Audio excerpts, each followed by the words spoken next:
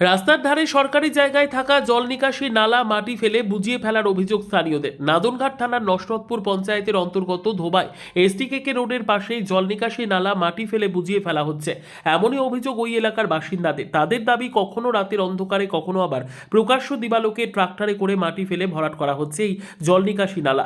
এই নিকাশি নালা ভরাট করে এক শ্রেণীর অসাধু চক্র প্রমোটিংয়ের ব্যবসা করার ফাঁদ পেতেছে, এমনটাই অভিযোগ এলাকাবাসীর। স্থানীয় বাসিন্দাদের অভিযোগ, এই নিকাশি নালা বুঝিয়ে ফেলা হলে আসন্ন বর্ষার সময় বৃষ্টির জল বের হতে পারবে না, তাতে করে বর্ষার জমা জলেই ডুবে যাবে এই এলাকার মাঠঘাট থেকে শুরু করে বাড়িঘর, রাস্তাঘাট সবই।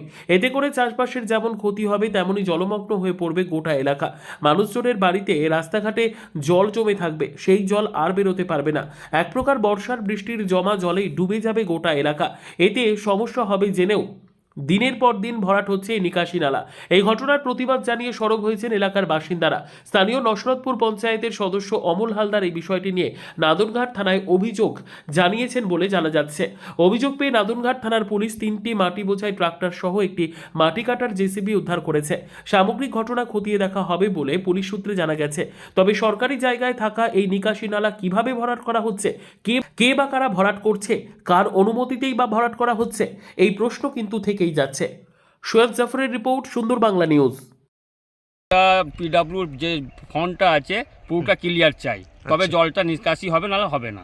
কি সমস্যা হচ্ছে? সমস্ত মাঠে যে জমি আছে আমার, সেই জমি পরবর্তীতে যেই বর্ষা হবে ডুবে যাবে, জল উঠে যাবে, আর চাষ করতে পারবো না।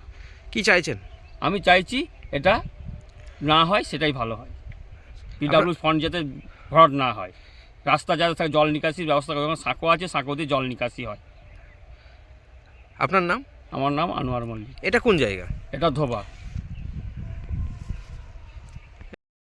এটা আমি কয়েকদিন ধরে দেখেছি। দেখার পরে আমি আমাকে নাদনঘাট থানার আইছি আরআই এদেরকে আমি নক করছি। আচ্ছা, যে আমার এলাকায় এখানে 4-5টা মাঠের জল নামে, ওখান দিয়ে একটা জল নিকাশির জায়গা, তারপর 2-3টে গ্রামের জল নামে, ওখান থেকে পিডাব্লিউর ওই সাঁকু আছে, সেই সাঁকু দিয়ে জলটা, রেল লাইনের সাঁকু দিয়ে জলটা বেরিয়ে খৈরা নদীতে যায়। সেই জায়গার সামনে একটা প্রমোটার ওখানে মাটি ফেলাইয়া ভরাট করে দিচ্ছে। তার বিনিময়ে কি হচ্ছে, সামনের দিনে বর্ষার দিনে ওখানে 4-5টা মাঠ ডুবে যাবে, জল নিকাশি বন্ধ হয়ে যাবে। সেটাই আমার আপত্তি। এটা চাষের ক্ষতি হবে তো? চাষেরও ক্ষতি হবে, চাষের ব্যাপক ক্ষতি হবে। আর গ্রামের? গ্রামের তো ক্ষতি হবেই। তাহলে বর্ষার জলেই বন্যা? বর্ষার জলই বন্যা হয়ে যাবে।